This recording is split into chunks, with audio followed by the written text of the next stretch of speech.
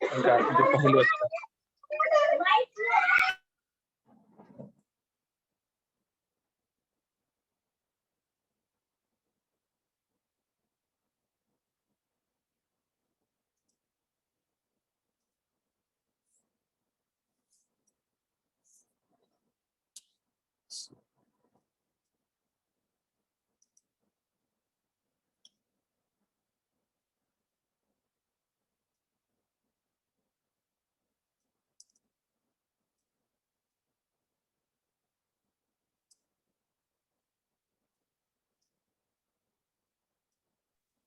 आवाज नहीं आ रही? हाँ आदिल, तुम्हारी आवाज नहीं आ रही। म्यूट पे था। कैसी अब आवाज क्लियर है? आ रही है, आ रही है। तुम कुछ बोल रहे थे इसरार अहमद साहब के बारे में। तो ये जो अपन 168 पढ़ रहे थे ना, हलाल और तैयब चीजों को खाने के बारे में, तो ना इसका एक अच्छा बैकग्राउंड दिए। और वो पॉइंट में तो याद आया, कल डिस्कस नहीं करा, तो उसको 170 से लिंक भी करना है। फिर 168 का वो एक पॉइंट मैं बोल देता हूँ बाद में। मैं तो एक काम करेंगे 170 171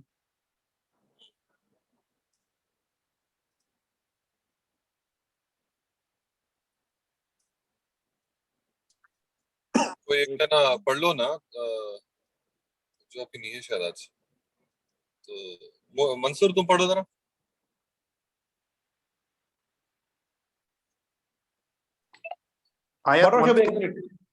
आयत खोजिए 170 ठीक है। 71 कौन सी आदिल भाई? अच्छा इस का मेरा 170 171 171 सूरह बकरा। आप मत निकालिए और भी मन डालिए खाइए। अम्मी मेरी कार से चल गया, मैं हम तो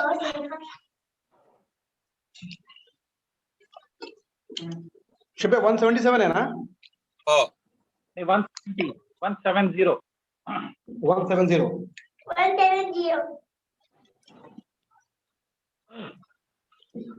जी आदिल भाई पढ़ रहा हूँ।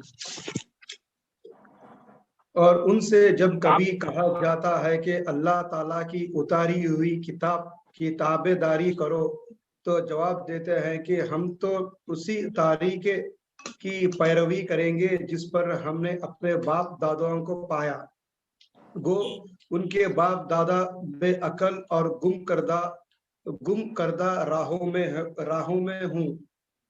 171 कुफार की मिसाल उन जानवरों की तरह है जो अपने चरवाहे की सिर्फ पुकार और आवाज़ी को सुनते हैं, समझते नहीं। वो बहरे, गूंगे और अंधे हैं, उन्हें अकल नहीं।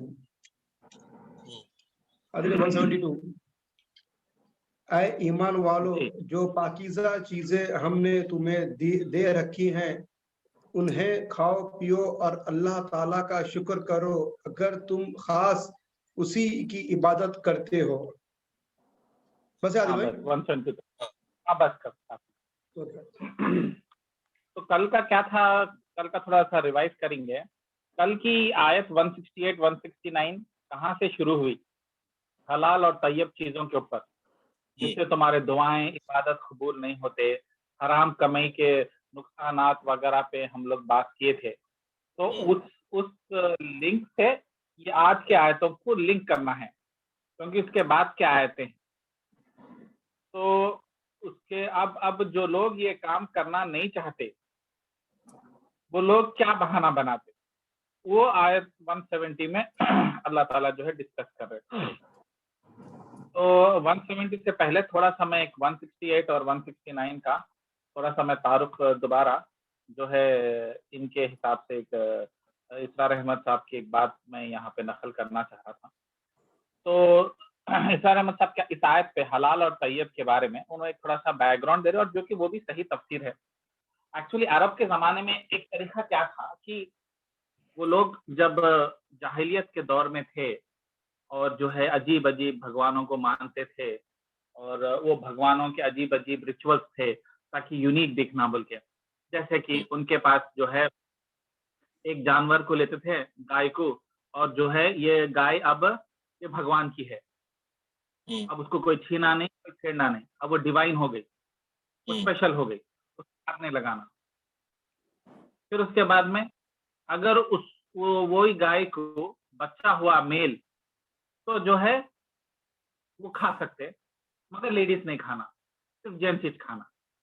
अजीब अजीब अजीब अजीब जो शैतान क्या करता, उनको जस्टिफाई करने के लिए कि वो लोग सही दीन पे है बोल के एक नयापन लेके आता दीन में, कुछ एक नई चीजें, अजीब बातें सुन के, अरे हाँ ऐसा क्या, अरे ऐसा भी क्या, अरे हाँ भाई वो जबरदस्त बात है, अब जबरदस्त बात बोले, ओह नहीं खाना, वो भगवान को दे दिए वो गाय, अब वो गाय जो घूम रही उसको हाथ नहीं लगाना, हाँ मगर उसके बच्चे को खा सकते हैं, अगर उन्हें औलाद दी और औलाद बड़ी हो गई गाय, हाँ तो गाय खाना, मगर सिर्फ जेंट्स खाना, लेडीज नहीं खाना। कुछ अजीब अजीब अजीब अजीब कॉन्सेप्ट, ये शैतान के टेक्निक्स रहते ताकि वो एक नयापन लेके आना, एक वावनेस लेके आना, एक को जबरदस्त दिख के आना बोल के अजीब अजीब हरकतें करता था वो जमाने में, जाहिलियत के जमाने में।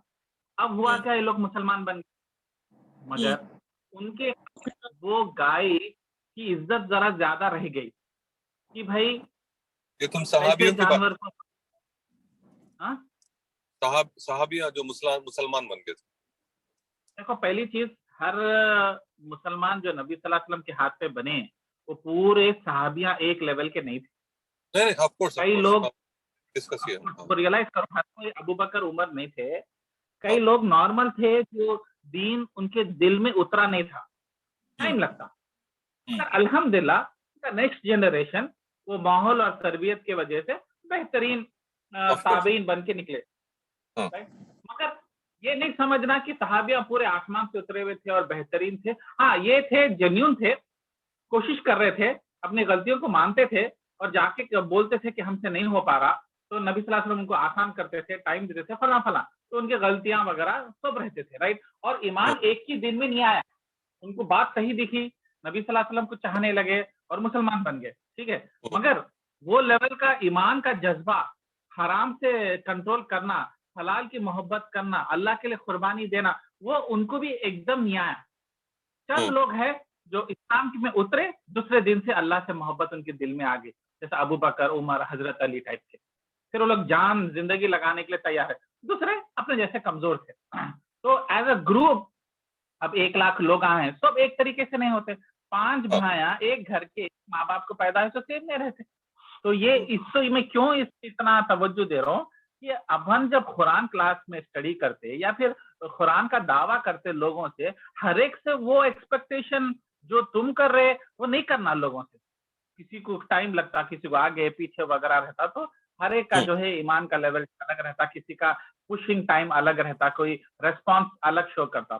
तो वो मैं सहाबियों के पर्सपेक्टिव से मैं तुम्हारे को बताना चाह रहा हूँ। तो कमिंग बैक टू दिस, तो अब ऐसे टाइम पे वो जब मुसलमान बन गए, मगर अब उनके दिल में वो चीज रह गई, जज्बात, और वो जानवर खाने से कराहियत करते थे। तो उसके ऊपर ही आयत नाजिल, तुम कैसा कर सकते, तुम्हारे को हलाल कर दी कई चीज, मगर तुम्हारा पुराने दीन के ख्यालात के वजह से तुम उसको एक्सेप्ट नहीं कर रहे और खाने से हिकरा रहे, और उल्टे में बहस क्या कर रहे, नहीं खाए तो क्या गुनाह है, अब ये बकरी की गोश्त नहीं खाए तो क्या गुनाह है, कुछ मसला तो नहीं है ना, नहीं खाते भाई, हमारा दिल नहीं मान रहा, हम एक जमाने से उसको इज्जत देते हुए आए, कैसा करते हम बोल के वो लोग बहाने बना देते। उसके ऊपर तनकीद करते हुए अल्लाह ताला आयत की नुज़ूल एक्चुअली इस तरीके से हुई।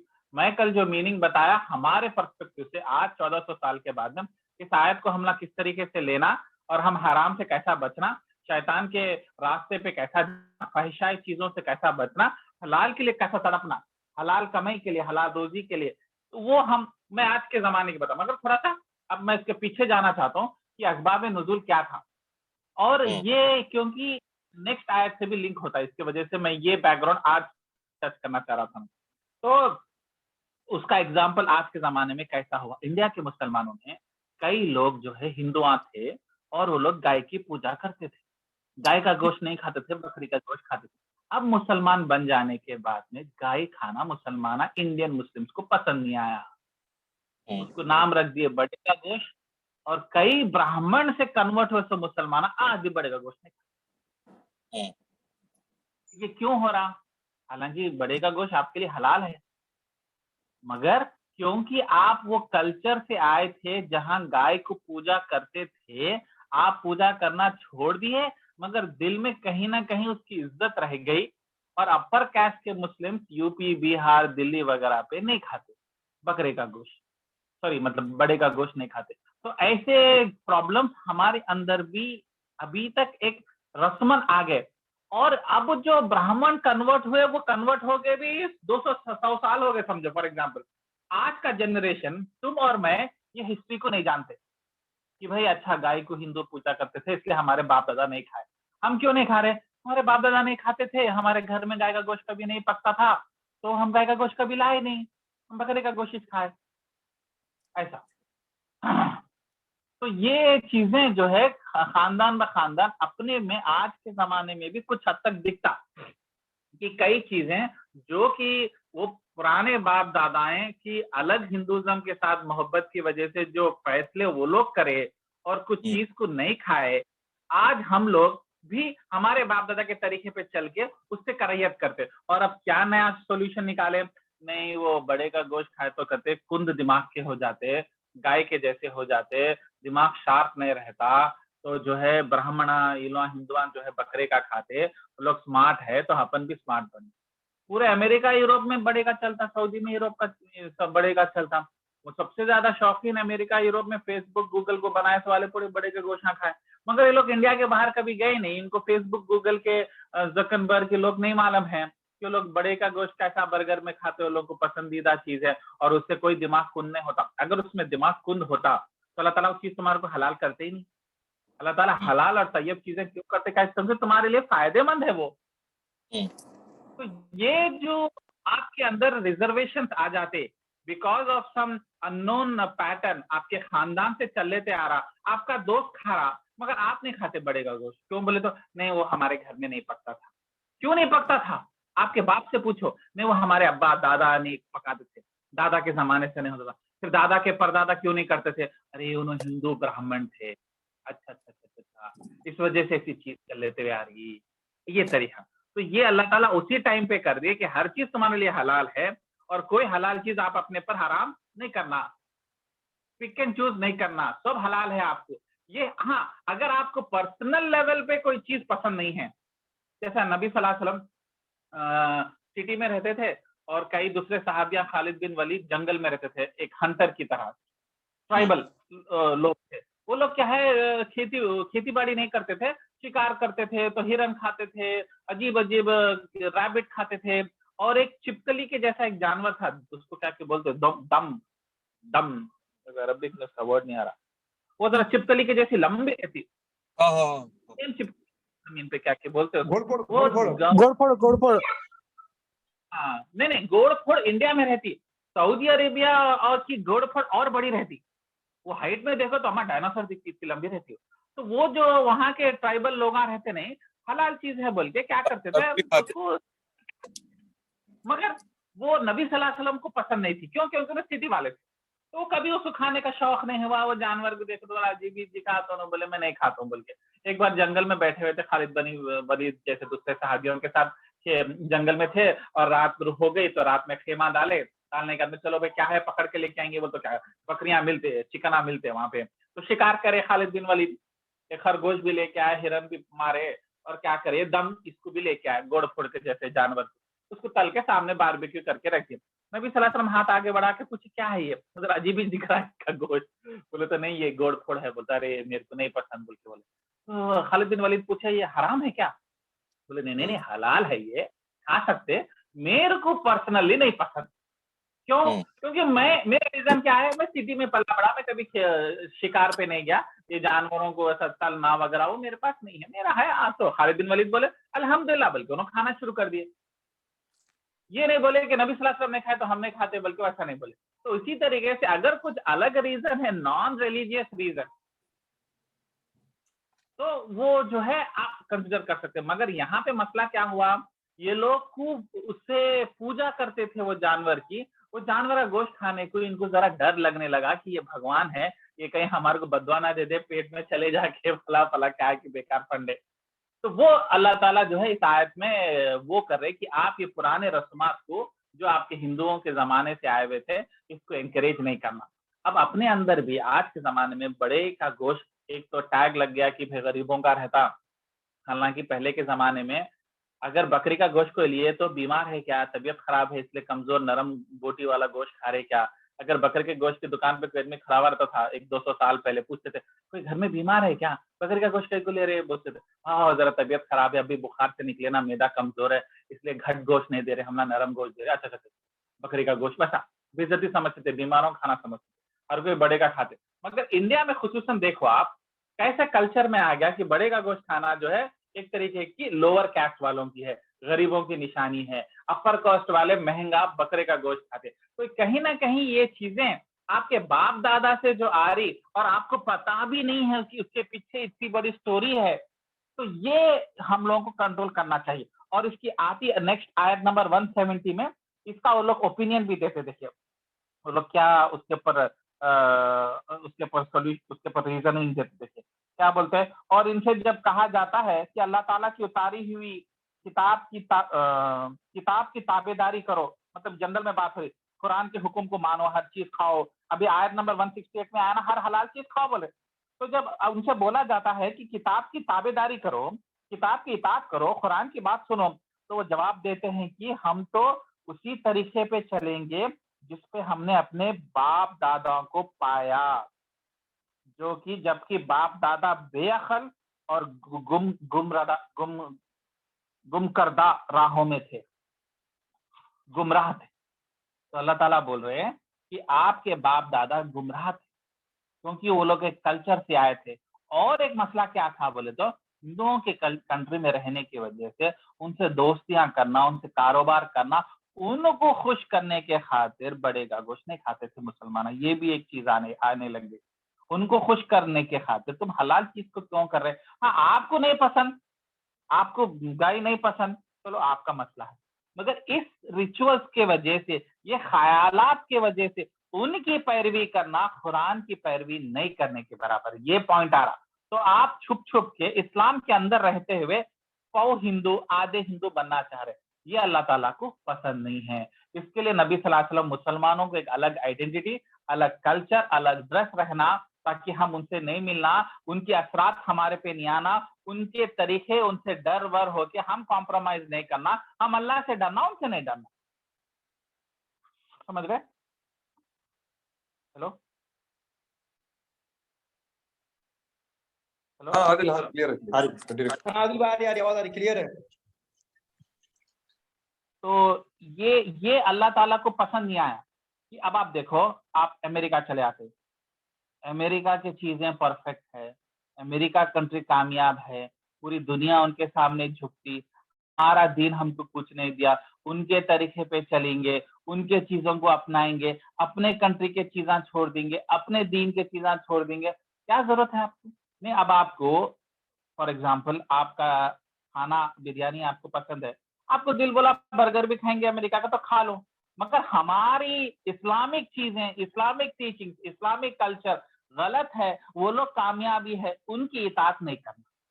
ये और एक मैसेज इस आयत से निकल रहा, क्योंकि हमारा इस्लाम कंप्लीट है, परफेक्ट है, क्योंकि आसमान से उतरा हुआ है, किसी और का कंफ्यूज रिलीजन है, दूसरों का हिंदुइज्म जो है कंफ्यूज है, अपनी मर्जी से सोचे कुछ करे, उनका दीन तो है ही नहीं, उनकी किताबें तो उठा के नहीं रखे, जैसा हमने कुरान को उठा के रखे, हिफ्ज करके रखे हुए हैं, इसको चेंज नहीं कर सकते, मगर उनकी किताबें चेंज हुई। तो ये चीजों पे अल्लाह ताला बहुत ही बारीक चीजों पे जो हम लोग कई बार इग्नोर कर देते हैं और उसके ऊपर उतना गौर फिक्र नहीं करते और कल्चर में आ गया बोलते, ये चीज को अल्लाह ताला यहाँ पे इंपॉर्टेंस दे रहे। और सबसे बड़ी पॉइंट, बाप दादा की बातों को ब्लाइंडली बिलीव नहीं करना, चाहे वो दरगाह, चाहे वो दाढ़ी वाले रहो, नहीं दाढ़ी वाले रहो, कुरान के हाफिज रहो, अल्लामा रहो, दीनदार रहो, लोग उनसे आके झुकते मानते थे, ये इररिलेवेंट है। अल्लाह ताला यहाँ पे सबसे बड़ी आइडियोलॉजी को तोड़ रहा, बाप दादा का तरीका।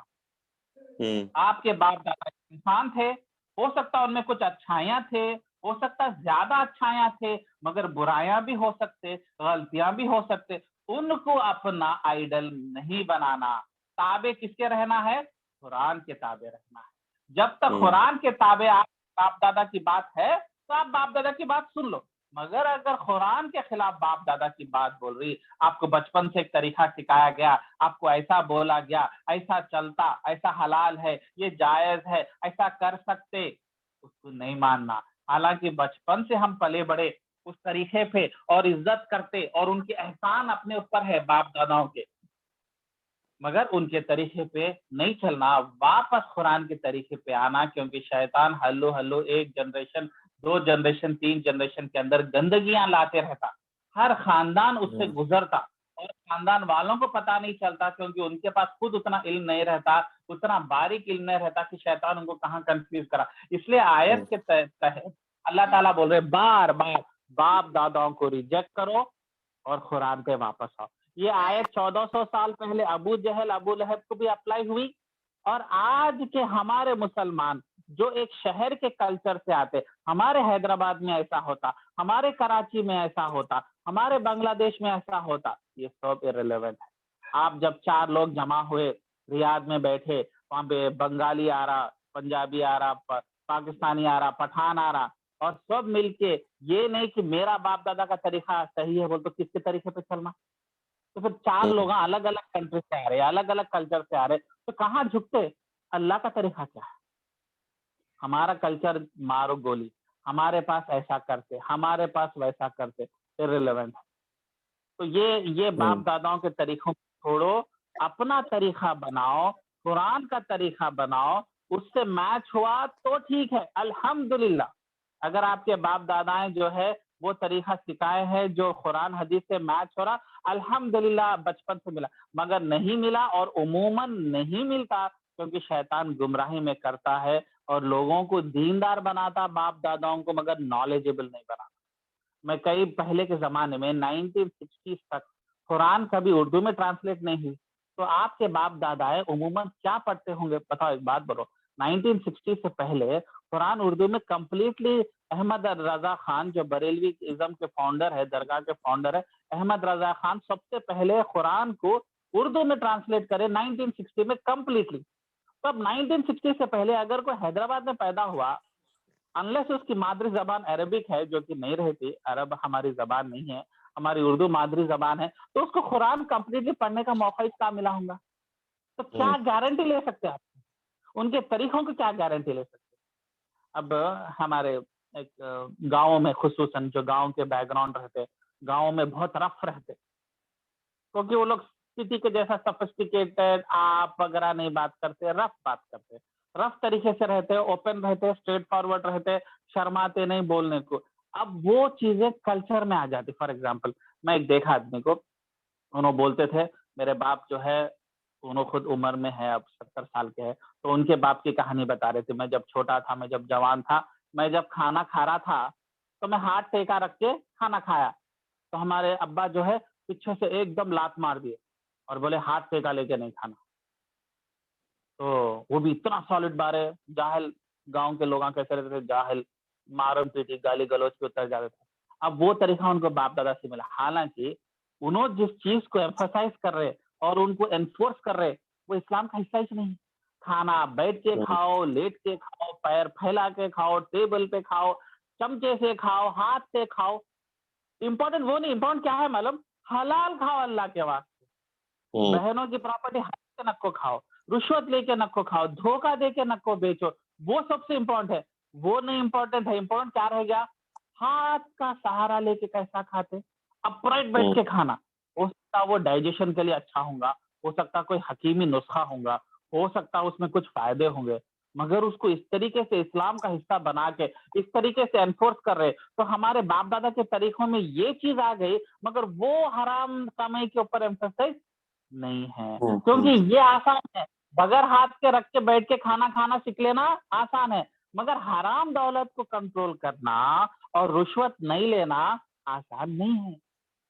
तो आसान चीज नहीं सिखाते, मुश्किल चीज नहीं सिखाते, आसान चीज सिखाते। तो ये कल्चर में जो आ जाते, वो कुरान हदीस से लिंकेज नहीं रहता, बेतुके बेकार चीजा जो है कल्चर में आ जाते और वही तरीके पे चलते। अब वो बेटा जब इस तरीके से मारा खा के जहालत में पला बड़ा, अब उन्हें जब अपने बच्चे को पालेगा, अनलेस उन्हें अमेरिका आके सोफिस्टिकेटेड नहीं हुआ, उन्हें जो है वही जहालत से मारम पीटी, लकड़ी से मार मार के खूना खून करके डिसिप्लिन मिलिट्री ब्रिगेडर के जैसा पालेंगे अपने बच्चे को। हालांकि इस्लामी तरीका देता ही नहीं। हालांकि इस्लाम नमाज नहीं पढ़ने बच्चे को हल्का सा छड़ी बताने के ऊपर एम्फोसाइज है, मगर वो तरीके पूरे गए। परवरिश माँ बाप के तरीके पे होती, बाप दादा के तरीके पे होती, अपने गांव के तरीके पे होती। और क्या बोलते भाई हमारा घर का तरीका अलग है। खुसूसन आप देखो शादी के टाइम पे बहू लाए जब क्या बोलते हैं, बहू खूबसूरत है नहीं, हमारे तरीके में सेट होती क्या। जब हम अगर कंजूस है, हम अगर बकील है, तो खर्चा करने वाली बहू हमारे को सूट नहीं करती। ये जो बोलते हैं हमारे घर का तरीका है, वो एक्चुअली क्या है मालूम, अपने घर की गलत जाहिलियत के साथ मैच होने वाली होना। हम उठे की गाली देते तो वैसी बहू लाओ ताकि उन्हें मुंह बंद करके बैठने वाली है, या नहीं तो एमबीए करके एमएनसी में जॉब करने वाली है, तो हमारे तरीके पे नहीं चलती कहते। वो असल उनका तरीका जहालत वाला तरीका। तो ये जो बाप दादाओं से जो आ जाता ना, ये इतनी एनफोर्स होता और बचपन से आ जाता कि हम उसको क्वेश्चन नहीं करते और चेक नहीं करते क्या परवरिश ऐसी होती है, ये तरीके पे जुल्म होना चाहिए, ये तरीके को इस तरीके से पुश करना चाहिए, या फिर किस तरीके का एग्जाम्पल सेट करना चाहिए। तो ये सब चीजों से खैर कई एग्जाम्पल दे सकते हैं अपन लोग इस तरीके से, मगर पॉइंट इंपॉर्टेंट है कि बाप दादा के तरीके, चाहे वो तुम्हारे खानदान का तरीका हो। अब एक बहुत अजीब बात बताता हूँ मैं, जितने भी गांव के बैकग्राउंड से आते, जो मतलब करीमनगर निजामाबाद वगैरह से माइग्रेट होके एक 30 साल पहले हैदराबाद में आ जाते और वो लोग के बच्चे पैदा हो जाते और वो लोग हैदराबाद के हो जाते, फिर अपने आप को हैदराबाद बोल देते। मगर कई चीजों में आम एक गंदगी में देखा हूँ जो मैं डिस्कस करना चाहता हूँ लोगों से, और कई लोगों को पता भी नहीं है हमारे पुराने बाप दादा क्या गुल खिलाए थे। कई लोग क्या करते थे पहले, शाम की पूजा करते थे। हिंदुओं में बहुत आम है, और इसलिए लोग शाम को मारते भी नहीं। एक और एक चीज देखो, कई मुसलमान जो है शाम को मारने को डरते, कई को हिंदू शाम को नहीं मारते। कई बोलते हिंदुओं में नाग सांप उनका बहुत बड़ा भगवान है और उन्हें बहुत बुरा बदला लेता, उसके छोटे मोटे ये चूहे ये जो सांपों को मारे तो हिंदू नहीं मारते। और कई मुसलमान हिंदुओं के साथ रहते रहते, ये जहालत भी इनके अंदर आ जाती। मुसलमान सांप को मारने को डरते थोड़ा कि भाई क्या कभी हुआ ऐसा है, वो उनका भगवान है, कहते भाई क्या करें।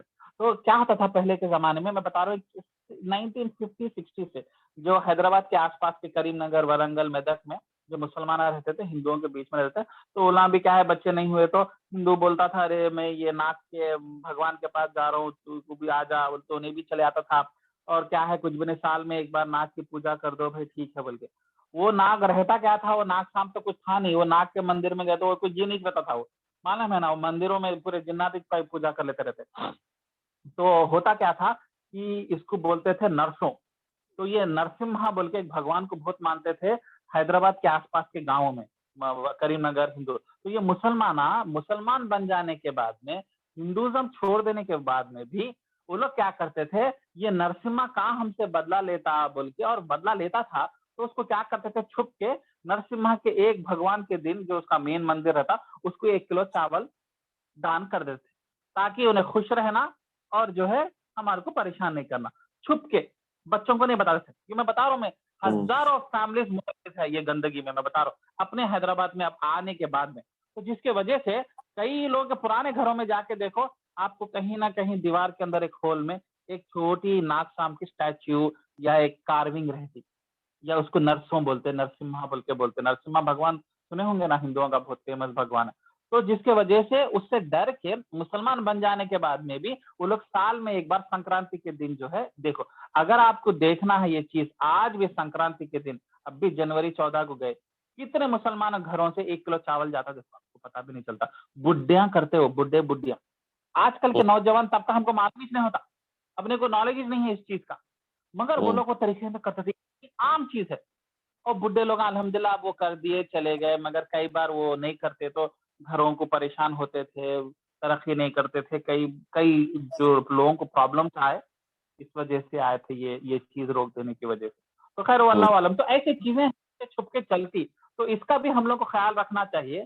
तो इससे पता ये चला कि बाप दादाओं की बातों को जो है ब्लाइंडली हर चीज को नहीं एनफोर्स करना चाहिए, चाहे वो दीनी चीज रहो, नॉन दीनी चीज रहो, इस्लामिक ट्रेनिंग रहो, बच्चों को पालना रहो। हाँ, अगर कोई खानदान में दही का खाना खिलाते, दोपहर में दही खाते भाई कई बार बच्चों को, वो आपके घर में नहीं खिलाते होंगे, वो खाने का चलता मसला, आप कैसा पालते हैं आपके बच्चों को, आपका तरीका क्या है, वो आपकी मर्जी है। कोई भैंस का दूध पिलाता, कोई गाय का दूध पिलाता बच्चों को, वो अलग मर्जी है। उसके ऊपर यहाँ पे बात नहीं हो रही। यहाँ पे बात हो रही है अन इस्लामिक टीचिंग्स को इस्लामिक टीचिंग्स बना के अपने गले के अंदर एनकोड करे और हमको परवरिश से पाले, तो वो गलत है। तो वो इस्लाम जो है इस फोकस करता है आयत नंबर 170 में। ठीक है, तो 170 के यहाँ पे उससे लिंक हो रही अपन। अब ठीक है, कुछ क्वेश्चंस है, कोई कुछ शेयर करना चाहे 171 पे जाएंगे। 171 पे जाता हूँ, क्लियर है। हाँ ठीक है, तो ये बात आप आदिल भाई अभी बोले जो लोग ऐसा करते थे उन लोग छोड़ने की वजह से क्या बोलते लोगों को कुछ इम्पैक्ट पड़ता, इफेक्ट पड़ता बोल के बोल रहे थे, तो वैसी चीज सही है? हाँ हुआ, मैं कई लोगों को देखा, कई लोगों के फैमिलीज पे अटैक्स हुए और वो चीजें वो खैर वो दूसरी टॉपिक है वो, लेकिन हुआ सो है वो, मैं भी जानता हूँ कुछ लोग। इंशाल्लाह। हाँ कई लोग अच्छा। कई है, मैं कई लोगों को मैं देख चुका हूँ, कई लोगों के साथ खुद बुरा हूँ, मगर अल्हम्दुलिल्लाह यही टाइम है अपना ईमान शो करने का कि हम नहीं झुकने वाले। अल्लाह से बढ़ के कोई ताकत नहीं, चाहे वो कितनी बड़ी भी ताकत, हम जिस तरीके से अल्लाह को थामेंगे, अल्लाह का हाथ थामेंगे, तो जब वो चीजें जाएंगे। अगर आप अल्लाह का हाथ नहीं थामे, अल्लाह के क्लोज नहीं हुए, ये चीजों से आप लड़ नहीं सकते। तो कैसा लड़ते? फॉर एग्जाम्पल अल्लाह के जाना ना, आप बिल्डिंग पे से कूद जाएंगे, पैराशूट नहीं है तो कैसा बचते? तो ये चीज सबसे बड़ी चीज है। और एक चीज महसूस करा, जितना आप अल्लाह के क्लोज हो जाओ, जितने अल्लाह के दीन पे स्ट्रांग हो जाओ, ये चीजें ऑटोमेटिकली हट जाती, आपको पता भी नहीं चलता। ये सब फितनाएं चले आते, ये सब बेकार चीजें चले आते। अल्लाह ताला आपको बचा के मस्के में से बाल को निकाले जैसे निकाल ले। तो इससे डरना नहीं, परेशान नहीं होना, अल्लाह की ताकत पे भरोसा करना। अल्लाह की ताकत, नबी सल्लल्लाहु अलैहि वसल्लम के जमाने में जब मक्का फतह हो गया और इस्लाम का गालिब हो गया, नबी सल्लल्लाहु अलैहि वसल्लम हजरत अली को तलवार देके बोले पूरे जितने मंदिर आए, पूरे दरगाह पूरे तोड़ दो। हजरत अली के साथ किसी को भेजे, 2 लोगों को भेजे, पूरे तोड़ दो, क्योंकि काबे के आसपास दूर दूर क्या क्या नहीं थे, अजीब अजीब चीजें। उसमें एक हदीसों में आता कि एक जो है आइडल था, उसकी गर्दन काटे तो अंदर से चीखने की आवाज निकली। तो साहबियां बोले क्या है, नबी सल्लल्लाहु अलैहि वसल्लम को डिस्कस कर, डरे नहीं, डरते कहां थे, अल्लाह पे भरोसा था। 1000 का लश्कर ने 10,000 का लश्कर आया तो भी नहीं डरते, क्योंकि आसमान से फरिश्तों को डरते हुए देखे ना जंग बदर में। ये साहबियां किसको डरते थे? बस नबी सल्लल्लाहु अलैहि वसल्लम को बता देंगे, नबी सल्लल्लाहु अलैहि वसल्लम को डिस्कस करे। हाँ वो आइडल था, वो मंदिर का मेन आइडल था, वो आइडल के अंदर जिन था। हजरत अली को देख के भाग गया, ईमान वालों को देख के भाग गया कि अब मेरी दाल गलने वाली नहीं है। ये पूरे जहालत वाले जो मेरे सामने सिजदा करते थे, बकरे काटते थे, गुलाब के फूल चढ़ा देते, पूरे मुसलमान हो गया अल्लाह के भरोसे पे। अब मेरा वैसे भी चांस नहीं है, और अब जब आइडल की मुंडी टूट गई तो अब उसकी इज्जत क्या बची हुई है? तो तूने चीख यार ओलिया खत्म हो गया, तो उसको ना सीरियस नहीं लेते थे। इसके लिए इस्लाम में उसके बारे में उतना एम्फोसिस नहीं करे, क्योंकि अल्लाह की ताकत को जिस तरीके से और स्ट्रॉन्ग और तरीके से अल्लाह से और क्लोज होते, ये सब कचरा बेकार चीजें हट जाते, परेशानी इसलिए होना है। तो आयत नंबर 171 में, और अब ये जो बाप दादा के जो तरीके के ऊपर चलना चाह रहे और उनके जिद में जिद्दम करना चाह रहे, उसके बारे में अल्लाह ताला इस तरीके से समझाते, एग्जाम्पल देखते, मिसाल कैसा देते। तो अल्लाह ताला दे रहे आयत नंबर 171 में, कुफार की मिसाल उन जानवरों की तरह है। उन लोगों को जानवर बोल रहे अल्लाह ताला, उन मिसाल उन जानवरों की तरह जो अपने चरवाहे की सिर्फ पुकार और आवाज ही को सुनता है, बाकी का वो बहरा, गूंगा और अंधा। मतलब आप कभी भी गांव में देखो, ये जो शेपर्ड्स रहते ना, बकरों को लेके जाते, शेपर्ड एक 100 बकरों को संभालता। कई को मालूम ये बकरों की जात, बकरों की टाइप ही ऐसी रहती कि एक के पीछे अंधाधुन फॉलो करना उनकी फितरत है। इसके लिए 100 बकरों को भी एक चरवाहा कंट्रोल कर लेता। कैसा? खाली सीटी मारता, बोलता, बोलते पूरे सीधे हो जाते। हालांकि एक एक को पकड़ा तो 100 उसके हाथ में नहीं आते, देखा गया तो, मगर उन्हें कैसा उनको ट्यून कर देता। तो ये एग्जाम्पल कैसा दे रहे मालूम? इसी तरीके से खानदान के जो बड़े रहते, बाप दादा अजदा जो रहते ने, उन्हें ऐसी करते, उन्हें हूँ बोले तो पूरे जी, उनसे बड़े कोई न है। 1960s में उन्होंने शिप में जाके हज करे, अरे बहुत बड़े आदमी, बहुत बड़े शख्सियत, जो बोल दिए पत्थर की लकीर, गाँव में ऐसे ही होता था। तो बोल दिए मेरे तो नबी में कुंडे बनना है, बोल तो बनना है, खत्म। फिर उसके बाद में बहस ही नहीं। तो वैसे लोगों को अल्लाह ताला क्या बोल रहा है, तुम लोग बकरियां हैं, जानवर हैं, अक्ल नहीं है, दिमाग नहीं है, सोचते नहीं क्या, कौन क्या बोल रहा, क्या तुम्हारे सामने चीज लाई जा रही, ये क्या गंदे तरीके है, ये डाउरी सिस्टम कहाँ से आया, निचोड़ के पैसा लेना कहाँ से आया, ये बहुओं को बेइज्जती करना कहाँ से आया, ये इस तरीके से मार तोड़ के जानवरों के जैसा बच्चों को मारना, ये कहाँ से तरीका आया, क्या बोलता मैं बाप हूँ, डिसिप्लिन है, मेरा बाप भी मेरे को ऐसी मार के सीधा करा, मैं भी तेरे को मार के सीधा करता हूँ, कोई दूसरा तरीका नहीं। ये जहालत कहाँ से आ रही, एक दूसरे से कई कुछ सीख लेते हुए चल रहे। आज सोचते क्यों नहीं कि हम चीजों को अलग, हमारे को जो परवरिश हुई, जो बाजू वाले की परवरिश हुई, वैसा नहीं है, हम एक बेहतरीन तरीके से चीजों को लेके चलेंगे। तो ये लोग क्यों नहीं करते मालूम, क्योंकि ये लोग बहरे हैं, गूंगे हैं और अंधे हैं, देखते नहीं, पढ़ते नहीं, सोचते नहीं। ये चीज इस्लाम से मैच नहीं होती, ये चीज रसूलुल्लाह का तरीका नहीं हो सकता। मैं चेक कर लेता हूँ, मैं मालूमात करता हूँ, मेरे को अल्लाह और अल्लाह के रसूल का तरीका होना, मेरे को बाप दादा का तरीका नहीं होना। क्या मेरे को बाप दादा जन्नत में लेके जाते, मेरे को अल्लाह और अल्लाह के रसूल से मैं जन्नत। सिर्फ अल्लाह हमें अमान लेके जाए। तो जो नहीं सुनते और जिद्दम जिद्दी में करते, हम हैदराबादियां ऐसी है, हमारे लखनऊ में ऐसी होता, हमारे कराची का यही तरीका है, हमारे पास चलता, ये सही है, हमारे को ये ओके है, ये जो जिद करते हैं ना अपने तरीके पे चलने को, अपनी मनमानी, अपने खानदान, अपने सिटी के, उसके ऊपर उनको अल्लाह ताला बोल रहे हैं तुम बहरे, अंधे, गूंगे है, तुम खाली एक सीटी पे नाचने वाले हैं, तुम्हारे खुद की अक्ल नाम की चीज नहीं है। तो अपने आंखा, कान और सर खोलो और सोचो कि क्या अक्ल की बात है, क्या लॉजिकल है, क्या दीन बेहतरीन आसमान वाला दीन इस्लाम क्या ये है, कुछ और है जो कर रहे सो, तुम जो रहम नहीं शो कर रहे, तुम जो चिल्ला ले रहे सो, तुम जो जहालत कर रहे सो, क्या ये अल्लाह का दीन हो सकता, क्या इस पे अल्लाह खुश हो सकता? अगर अल्लाह नाराज है तो फिर तुमको बचाने वाला कौन है? क्लास में नहीं है, मैं साथ दावत में गया था, हमारे हबीब भाई दावत दिए थे, माशाल्लाह, शुक्रिया हबीब भाई आपको। तो घर पे दावत दिए थे, तो वापस जा रहे थे एक साथी के साथ, सामने वाला जो थोड़ा ताकि चाय ले रहा था, जरा रोड पे 2 मिनट रुक गया, और जो है हमारे दूसरे साथी थे, एकदम गुस्सा आ गया, आधा घंटा रोड पे रखते भाई, अरे 1-2 मिनट का मामला है, थोड़ा सब्र कर, बहुत केसेस बोलते और यहाँ पे तो तीसरा आदमी ऐसी रहता। तो मैं मतलब मेरे को अफसोस ये होता कि हम अपने आप को इस्लाम बोलते हैं, हम निजामाबाद, करीमनगर जैसे गांव से नहीं आए, हम हैदराबाद में पले बड़े, हमारा सिटी की परवरिश, हमारे बाबा इतने बड़े इंजीनियर, प्रोफेसर क्या थे कि, मगर आप जो हरकत कर रहे हैं, आप जो जहालत कर रहे हैं भाई, ये कैसा इस्लाम को करता? ठीक है, मैं बद्दीन हूँ, मैं इस्लाम को नहीं मानता, नहीं, मैं अपने आप को बेहतरीन मुसलमान समझते, 5 वक्त की नमाज समझते, और इतना गुस्सा कंट्रोल नहीं कर सकते, रहम नहीं कर सकते, 1-2 मिनट रुक गए, मैं पुलिस को कॉल कर देता हूँ, मैं फोटो ले लेता हूँ, मैं वो कर देता हूँ।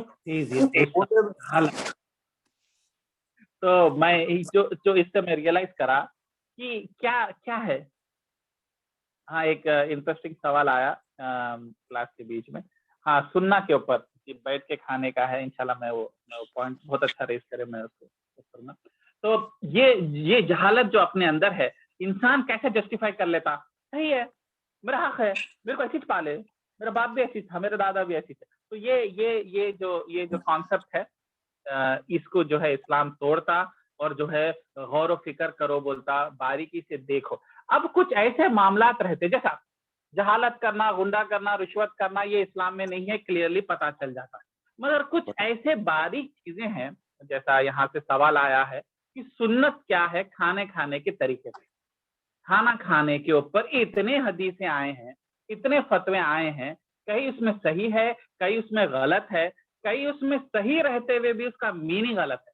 फॉर एग्जाम्पल, खाने के ऊपर सबसे इंपॉर्टेंट चीज क्या है, इस्लाम क्या सिखाता खाने के ऊपर? खाना खड़े रह के, बैठ के, लेट के खाना। सबसे इंपॉर्टेंट चीज क्या है मालूम? नहीं, हलाल खाना।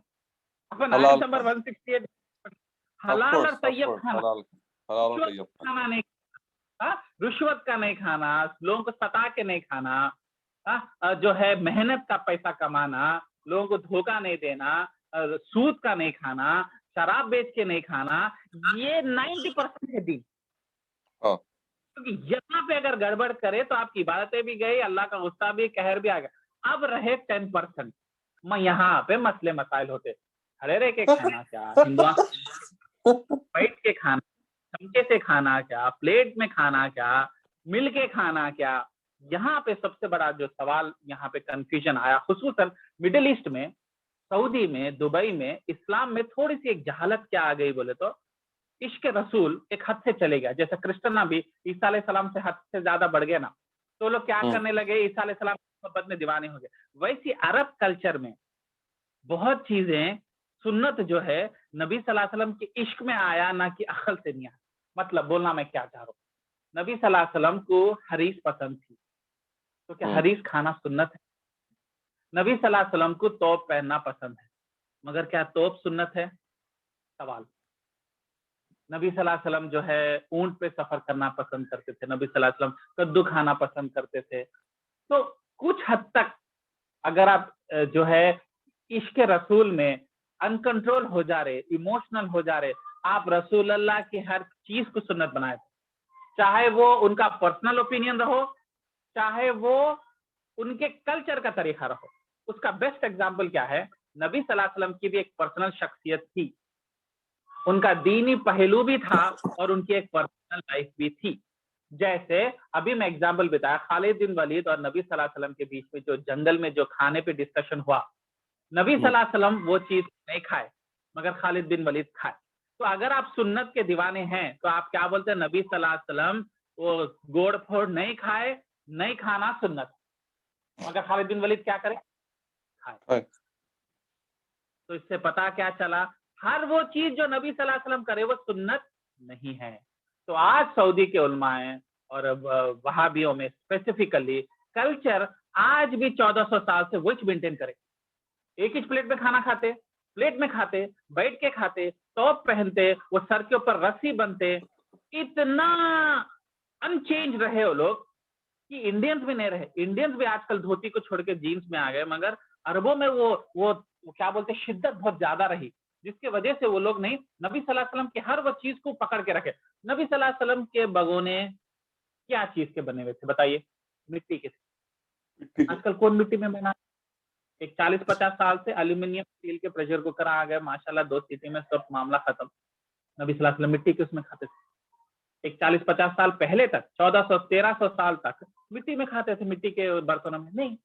मगर अरबों में ये शिद्दत थोड़ी ज्यादा पाई गई, तो उन्होंने क्या करते थे, खालिद बिन वलीद का ओपिनियन को रिजेक्ट करते थे, और नबी सल्लल्लाहु अलैहि वसल्लम वो गोड़ फोड़ नहीं खाए, गोड़ फोड़ नहीं खाना सुन्नत है बना दिया। ये जहालत है, इसका दरवाजा बंद करो। तो जिसके वजह से वो लोग देखने लगे, हाँ हदीसों में निकालो, नबी सल्लल्लाहु अलैहि वसल्लम कैसा खाते थे, हाँ हाथ से खाते थे। नबी सल्लल्लाहु अलैहि वसल्लम एक प्लेट में खाते थे, हाँ। नबी सल्लल्लाहु अलैहि वसल्लम बैठ के खाते थे, अरे वो जमाने में टेबल नहीं थे, कुर्सियां इतने थे, और टेबल का कॉन्सेप्ट ही नहीं था। मैक्सिमम क्या था बोले तो जमीन पे बैठते थे, और एक चौकाई रहते थे ना, चौकी, वो भी राजा है, वो जमाने के राजा है, पे बैठते थे। मगर पूरा सऊदी गरीब था, वो लोग जमीन पे बैठ के खाते थे। तो ये आज वो क्या बोले, बैठ के खाना हदीस से साबित हो गया। नबी सल्लल्लाहु अलैहि वसल्लम से हदीस से पता चला कि उनके सहाबियां लाए, खाना रखे, उन्होंने फैलाए, और जो है खजूर रखे कपड़े पे, और उसमें से सब खाए। मछली लाए, रखे, खाए। इससे पता क्या चला, सुन्नत है नीचे बैठ के खाना। अरे भाई उसके अलावा कोई और तरीके से खाते थे क्या? नहीं, उस जमाने में वही था। तो ये चीजें सुन्नत में आ गई, जिसकी वजह से जो मेन इंपॉर्टेंट चीज है वो दब गई। क्या 90% ऑफ खाना हलाल हराम के ऊपर मैटर करता, रुश्वत और उसके ऊपर मैटर करता, मगर शैतान वो 90% को हटा दिया, और सुन्नत क्या बन के रह गई, बैठ के खाना। खतरनाक चीज है शैतान। चमचे से नहीं खाना, हाथ से खाना। और माशाल्लाह जमात, अपने तबलीग जमात वाले तो बोले, आपको मालूम उंगलियों से खाने से एक जादू होता, क्या होता, एक गैस निकलते नाखून में से। मैं जमात में जाता था, मैं सुन के हंसता था, वो एक गैस निकलती नाखून से, खाना खाते उंगली चूसे तो वो गैस पूरा ढाजमा कर देती। इसलिए आज देखो एसिडिटी की शिकायत हो गए आई। बोला ये कहां से आ गई बात, हदीसों में है क्या? क्यों? क्योंकि उनको उंगली से खाना पसंद है, उनके हिसाब से उंगली से खाना सुन्नत है। और जो लोग उंगली से नहीं खा रहे, चमचे से खा रहे, उनको खून खोल रहा, उनको सीधा करने के लिए एक नया थियरी लेके आ गए, फोर्सिन बोल के गैस निकलती कहते, गूगल करे तो आज तक मिली नहीं मेरे को गैस वो, फिर वो वहीं पे जमात तबलीग जमात में मिलती गैस हो। तो इस तरीके से चीजें क्यों आई? क्योंकि वो लोग समझे कि ये सही है, ये सही है, तो ये वो लोग ये चीज को सही समझे और सामने वाले नहीं सुन रहे तो झूठ भी बोले तो भी चलता, क्योंकि हम उनको सही रास्ते पे लेके आ रहे, वापस सुन्नत पे लेके आ रहे। तो जिसके वजह से ये चीजों को क्वेश्चन नहीं करते, ये रिसर्च नहीं करते। वो लोग बोलते हदीस निकालो, बुखारी की हदीस निकालो, नबी सल्लल्लाहु अलैहि वसल्लम को वो साहबी मुआज बिन जबल खाना लाए थे ना, कहाँ बैठ के खा, बोलो था नीचे बैठ के खा, खत्म हो गया ना बहस, सुना था ना, साबित हो गया ना बुखारी और मुस्लिम। बुखारी मुस्लिम तो उंगली करते, तुम सवाल करते, तुम बुखारी मुस्लिम से तुम नबी सल्लल्लाहु अलैहि वसल्लम से ज्यादा बेहतर हो गए, तो नबी सल्लल्लाहु अलैहि वसल्लम बैठ के खाए, खड़े होके खाए, नहीं खाए, तो फिर खा सकते थे ना, और खा तो सकते, अगर खाए नहीं खाए, क्यों बैठ के खाए? सुन्नत है, आशिक रसूल बनो।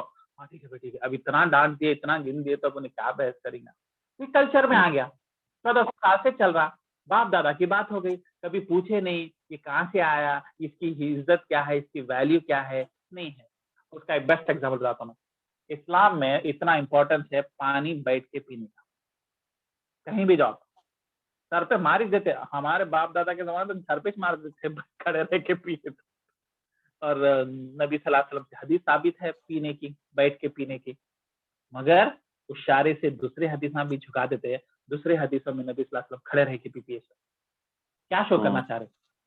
तो ये तो ना समझो कि बैठ के पीना सुन्नत है, बल्कि मेरा तरीका ना बना दो, इसलिए मैं खड़े रह के पी के बता रहा हूँ बोले। तो नबी सल्लल्लाहु अलैहि वसल्लम खड़े रह के पीने का, तो ये मसला कब सॉल्व हुआ मालूम? हजरत अली के जमाने में। तो हजरत अली से एक बुखारी मुस्लिम में हदीस आती है जिसमें नबी सल्लल्लाहु अलैहि वसल्लम खड़े रह के हजरत अली खड़े रह के पानी पी, पूरे सहाबिया क्या बोले, तो हजरत अली बोले मेरे को मालूम तुम लोग में जहालत आ गई, तुम लोग मिसअंडरस्टैंड करे और बैठ के पीने को सुन्नत बना दिए, उसको मैं काउंटर करने के लिए, एग्जाम्पल सेट करने के लिए मैं खड़े रह के पी के बता रहा हूँ। क्योंकि खड़े रह के पीना या बैठ के पीना दोनों इररिलेवेंट है, दोनों का कुछ भी नहीं। इंपॉर्टेंट क्या है? वो पानी कहाँ से आया, चोरी करा हुआ पानी है या हराम से कमाया हुआ पानी है, किसी का खून चूस के, वो इंपॉर्टेंट है, ये इंपॉर्टेंट नहीं है। बल्कि उन्होंने शो करे, क्यों? क्योंकि वहीं पे मिसअंडरस्टैंडिंग आ गई। नबी सल्लल्लाहु अलैहि वसल्लम के इंतकाल के 50 साल के अंदर अरबों में जहालत आ गई कि हर चीज जो नबी सल्लल्लाहु अलैहि वसल्लम करे उसको सुन्नत बना दी। तो हजरत अली शो करे, क्या बोल रहे? शैतान मस्त बिजी करके रखा अपन लोग बेकार बेकार चीजों। तो पानी में बैठ के खड़े रहने के मसले में पड़ जाएंगे, वो हराम बिरयानी कहाँ से आई, वो हो जाती हो। तो 90% तो फोकस इस पे करना चाहिए और ये सब चीजें सुन्नत में दाखिल नहीं। मगर बताओ, अहले हदीसों को समझा के बताओ, वहाबियों को बताओ, सुनते हैं हमारे उस्ताद के उस्ताद के उस्ताद किताब में लिख दिए। बोला उन्होंने फरिश्ते है क्या, वो पैगंबर है क्या? कुरान हदीस से बोलो। तो जैसा बाप दादा के दीवाने हो जाते नहीं, अपने आलिमों के भी दीवाने हो जाते। मेरे आलिम के आलिम मालूम कितने बड़े आलिम थे भाई, 5 बार आलिम बोले तो बहुत बड़े आलिम होंगे। उन्होंने बोले तो उन्होंने वो जमाने में अरबिक जबान बात करते थे, ओ बहुत बड़े, उन्होंने उनसे ज्यादा कोई, और उनका नाम जो है आलिम दीन रखा गया। कौन रखे? उनके रख दिया होगा, आलिम दीन बन गए। मुफ्ती आजम थे, मालूम आपको कौन दिया टाइटल? नबी सल्लल्लाहु अलैहि वसल्लम दिए। नहीं, नबी सल्लल्लाहु अलैहि वसल्लम नहीं, उनके स्टूडेंट तो देंगे ना भाई टाइटल, उनके स्टूडेंट तो उनके दीवाने थे। तो मुफ्ती आजम का फतवा है, जैसे कि नबी सल्लल्लाहु अलैहि वसल्लम का फतवा है। तो ये चीजों की वजह से अननेसेसरी चीजों में जाके नहीं, मेन चीजों को भूल जाते। इसलिए कुरान में कहीं बैठ के खाने का इंपॉर्टेंस है नहीं, कहीं खड़े रह के पीने का इंपॉर्टेंस। आयत क्या बोल रही? कुरान की आयत नंबर 168, हलाल। ये बारीक चीजों में गई नहीं, क्योंकि तुम्हारे को शैतान इससे हटा के 10% चीजों में लड़ाई में क्या मजा आता लड़ने में। आपको क्या मालूम, ये हदीस है, बुखारी की हदीस है, 10% पे बहस कर लेते, 90% इस्लाम फोकस क्यों कर रहा? बेकार चीजों से हटो, वो बेकार के फंडे, वो बहसा आर्ग्यूमेंटा, वो उंगली से खाओ, हाथ से खाओ, पानी ठंडा पियो, गर्म की ऐसी की तैसी। कुरान की आयतों पे फोकस, कुरान की आयत कुछ और ही बता रहा। तो इससे पता ही चला कि देखो, अपना टाइम, कंसंट्रेशन और अपनी इबादत सही डायरेक्शन में लगाओ, गलत डायरेक्शन पे मत लगाओ। क्योंकि गलत डायरेक्शन पे शैतान जो है गुमराही में करता, खामखा कंफ्यूज करके भटका के तुमको गलत फहमी का शिकार करता कि आप बेहतरीन है, क्योंकि आपके बच्ची को आप बैठ के खिलाना सिखाए। माशाल्लाह बेहतरीन माँ है और माशाल्लाह बेहतरीन बच्ची है और माशाल्लाह बहुत अच्छी तरबियत है, मुबारक तालियां मारो। जबकि आप बच्ची को हराम नहीं सिखाया, हराम रिश्वत का माल खाना नहीं सिखाया, हराम टाइम शीट सबमिट करना नहीं सिखाया, रिश्वत दे के ऑर्डर देना नहीं के बारे में रोके नहीं, जो कि देखो मुजम्मिल भाई को ऑन फील्ड समझना पड़ा। एक बात बता रहा हूँ मैं, क्योंकि उनके हालात अब आए उन्होंने बिजनेस में, तो उनको सब चीजें महसूस करना पड़ा। ये चीजों की तरबियत होनी चाहिए, मगर तरबियत किधर हो रही? बेटा पैर पे पैर डाल के बैठना, एक मांडी पे बैठना, बेटा ऐसा झुकना नहीं, देखो देखो एक वो करना, फिर पानी कंटिन्यू। इतने सुना हूं मैं कि मैं बजदन हो जाता हूँ कभी कभी। क्या इतने हदीसा नबी सल्लल्लाहु अलैहि वसल्लम खाने पे बोले, जबकि कुरान तो हलाल तय्यबन के बारे में एम्फसाइज कर रहा, जिना मत करो, हलाल तरीके से शादी करो, हलाल निकाह पे फोकस करो, जो भी करते हलाल तय्यब चीजें करो, ख्वाहिशाई चीजें मत करो, बोल के इस्लाम तो कुछ और ही चीज की तरफ लेके चले आ रहा। और इधर हम क्या चीजों पे पड़े हुए। तो ये बहुत जरूरी है कि हम बैठे हैं आज क्लास के लिए, मगर हमारा टाइम किस चीजों पे जा रहा है। इम्पोर्टेंट बड़े बड़े चीजों को पकड़ो। घर से अगर पुलिस आ रही है और घर से भाग रहे और सामान लेके भागना है, तो बड़े बड़े चीजें लेके भागते ना, मतलब डिग्रियां, सर्टिफिकेट, पैसा, गोल्ड लेके भागते, चमचे लेके भागते कोई घर से। तो हमारा भी टाइम है अल्हम्दुलिल्लाह दीन पे गुजर रहा, बड़े बड़े चीजें गोल्ड डायमंड लेके भागना है अपने को। तो छोटे छोटे चीजों में जो है, खैर अल्हम्दुलिल्लाह मैं जो सवाल पूछे उसके ऊपर मैं कोई नेगेटिव नहीं बोल रहा हूँ। अल्हम्दुलिल्लाह बहुत खुशी की बात है कि कोई सवाल चैट में क्लास के दौरान पूछे, बहुत खुशी की बात है। मैं उनको कंग्रेचुलेट करता हूँ और रेकमेंड करूंगा कि आगे आप लोग लेडीज भी है तो आप जो है चैट में अपना पॉइंट ऑफ व्यू बोलिए। हो सकता है पॉइंट ऑफ व्यू को मैं क्रिटिसाइज करूं, मगर इसका ये मतलब नहीं कि मैं आपको क्रिटिसाइज कर रहा हूँ, मैं वो पॉइंट ऑफ व्यू को क्रिटिसाइज कर रहा हूँ। और हम सब सीखने के लिए है। मैं भी आपकी हालत में था, मेरे को भी मालूमात नहीं थे, मैं भी इसी को सुन्नत समझता था बैठ के खाने को, तो मैं इसलिए अपना पॉइंट ऑफ व्यू समझ कर रहा हूँ। आप इसको गलत मत समझिए कि आप सवाल पूछने पे मैं जो है इतना लंबा उसको जवाब दे दिया। हम सब अल्हम्दुलिल्लाह दीन को हासिल करने के लिए, सही दीन को, जमाने के दीन को नहीं, अल्लाह के दीन को हासिल करने के लिए बैठे हुए हैं। तो इससे आज हम यहाँ बराबर करेंगे। 171 कंप्लीट होगा। बहुत बहुत शुक्रिया, बहुत अच्छी क्लास थी। और कोई सवाल नहीं है तो फिर बराबर करेंगे। हाँ भाई क्या क्लास में मिस भाई, कभी क्लास में गायब रह रहे, साहा भाई नहीं, ताहा